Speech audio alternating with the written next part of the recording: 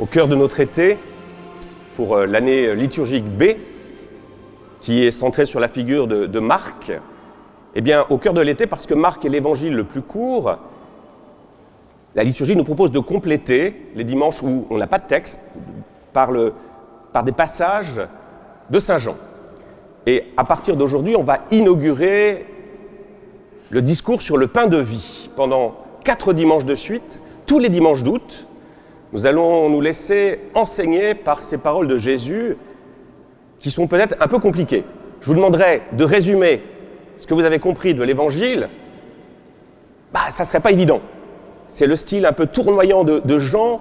Et pendant 4 dimanches de suite, on va avoir des textes théologiquement très forts, mais on a presque l'impression à la première lecture que pendant 4 semaines, Jésus dit la même chose.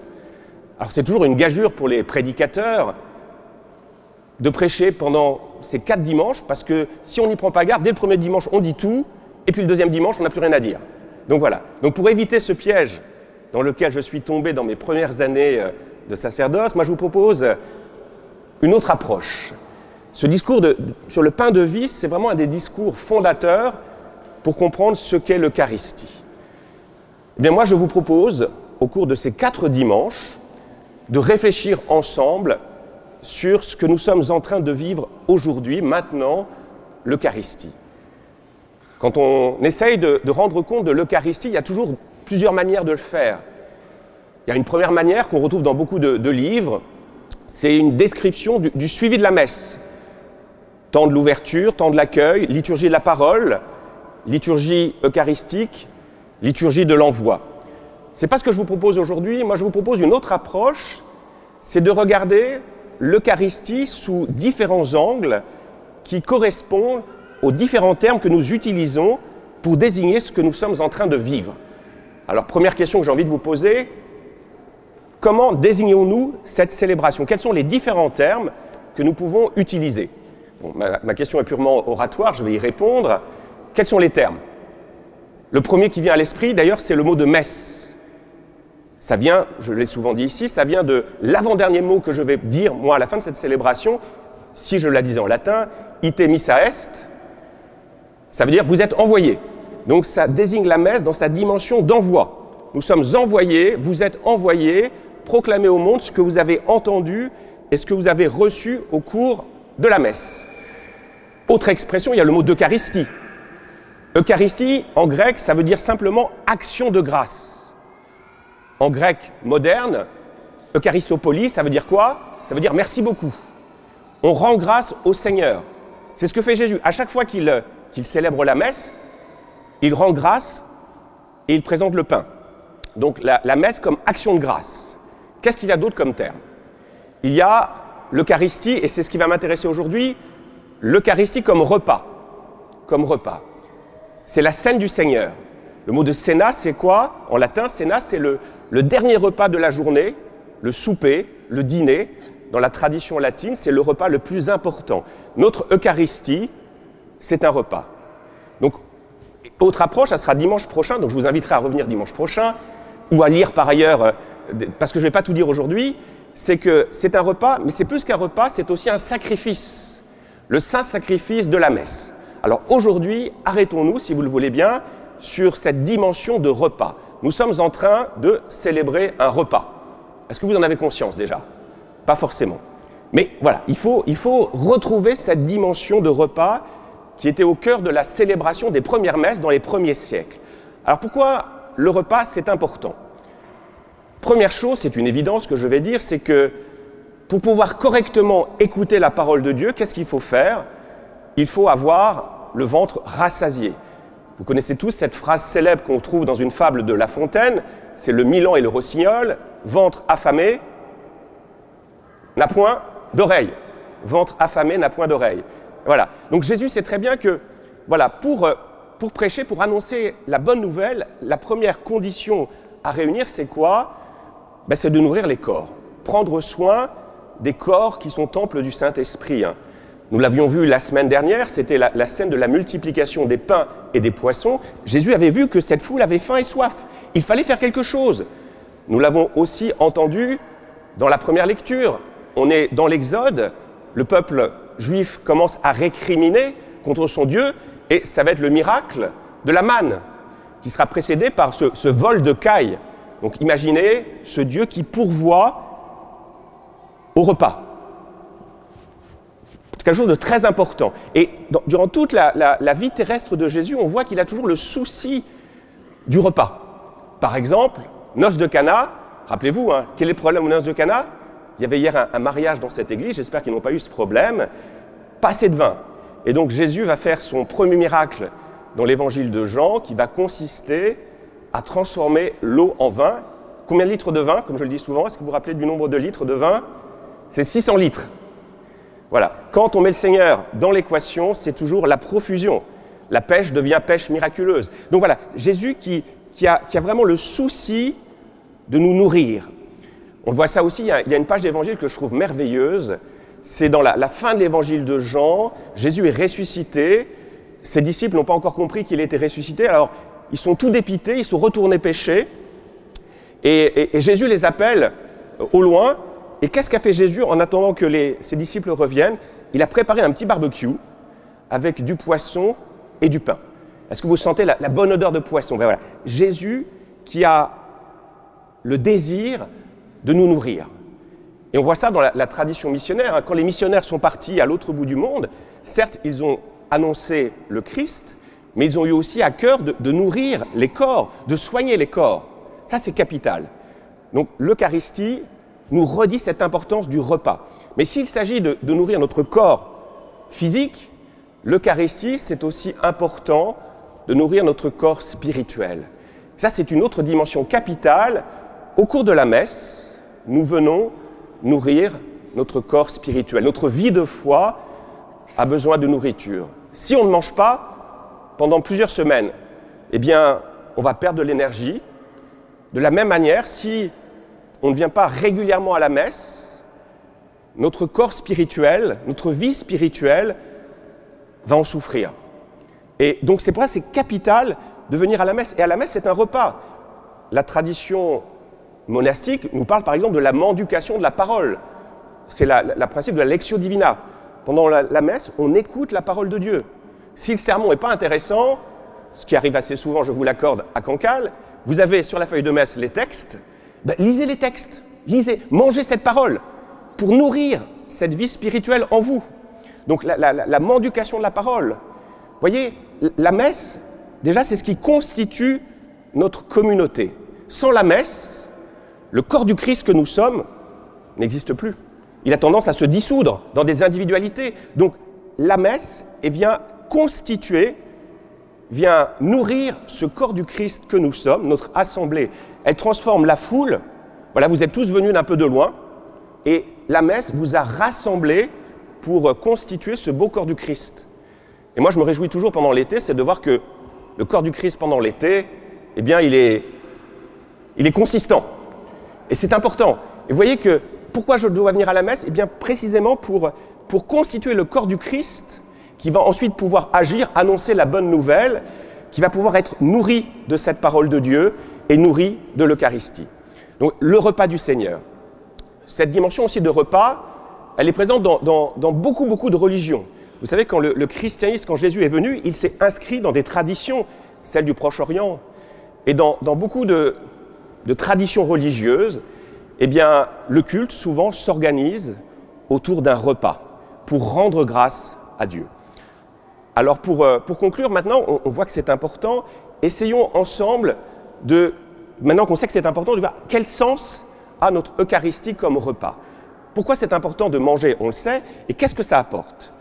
Eh bien, je l'ai déjà dit, mais pour moi, l'Eucharistie, la communion, le repas du Seigneur, c'est le terme que saint Paul utilise, eh bien, ça nous fait grandir en fraternité. Ça, c'est quelque chose d'essentiel dans la foi chrétienne. Quand nous venons à la messe, nous sommes tous frères. C'est la remarque qu'avait fait une grande figure de la spiritualité américaine qui s'appelle Dorothy Day. Dorothy Day, elle s'interrogeait sur sa foi, et elle vient un jour à la messe, et ce qui la surprend, c'est quoi? C'est qu'à la messe, riches et pauvres sont là tous ensemble et prient le même Dieu. Il y a un historien aussi célèbre anglais qui s'appelle Christopher Dawson, qui dit, voilà, membre de l'aristocratie anglaise, un jour il fait le choix de passer de l'anglicanisme au catholicisme. Et sa maman est scandalisée. « Oh non, qu'est-ce que tu fais? C'est pas digne de toi, mon fils. Tu te rends compte que désormais, tu iras à la messe en même temps que les domestiques. C'est pas possible, ça. » Vous voyez, la fraternité. Dans un repas, eh bien, nous sommes tous frères. L'Eucharistie, c'est ce qui fonde cette fraternité. Je vais donner un autre exemple que je trouve très beau. C'est dans le film Lawrence d'Arabie. Vous avez tous vu Lawrence d'Arabie. Voilà, un magnifique film.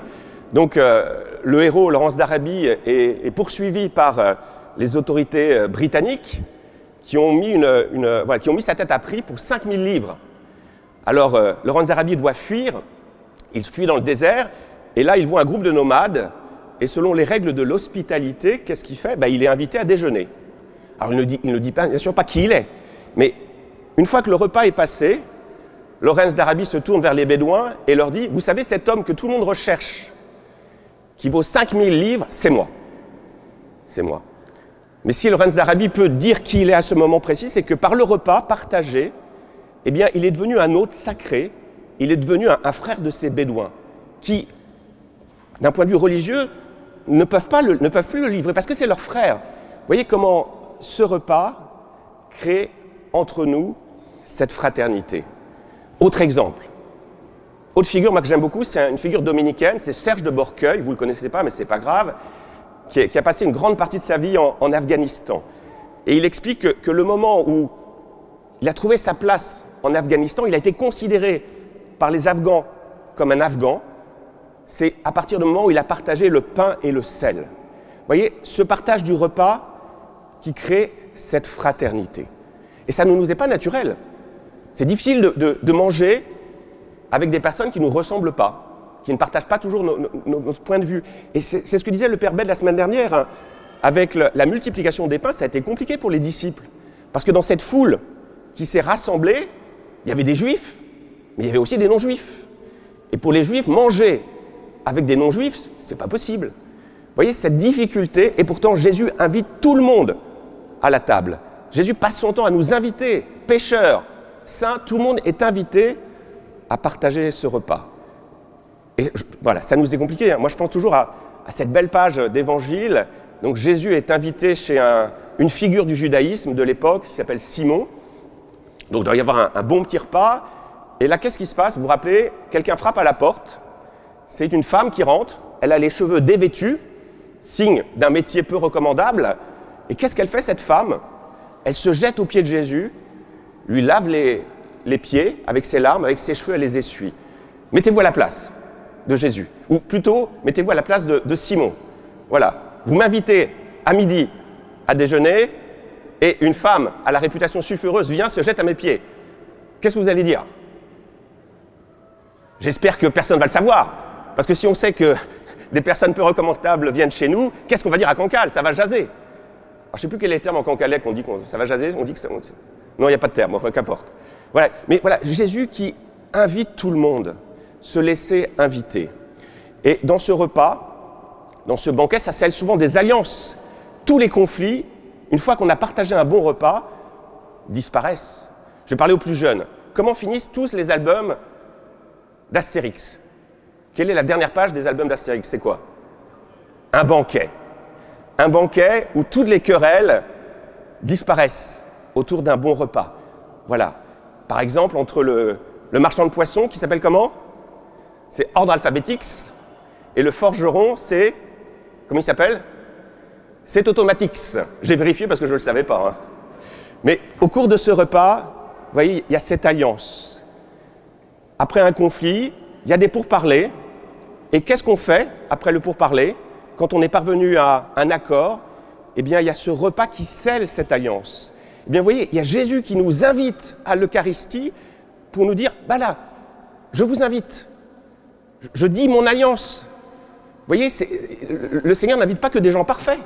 Il invite tout le monde à sa table, et par cette invitation, il nous dit, ben voilà, je vous pardonne, je vous réconcilie avec moi. Vous êtes invités à ce repas. Vous voyez, c'est quelque chose pour moi qui dit la fraternité, qui dit l'alliance, qui dit la communion avec Dieu. Vous êtes invités. Pourquoi aller à la messe? Parce que nous sommes invités. Heureux les invités au repas des noces de l'agneau, c'est ce que je dirais tout à l'heure. Voici l'agneau de Dieu, celui qui enlève les péchés du monde. Heureux les invités au festin des noces de l'agneau. Vous êtes invités. C'est ça qui est merveilleux. Hein. Vous n'avez pas besoin voilà, il n'y a pas de carte de membre. Le Seigneur nous invite tous à participer à ce repas qui signifie son alliance.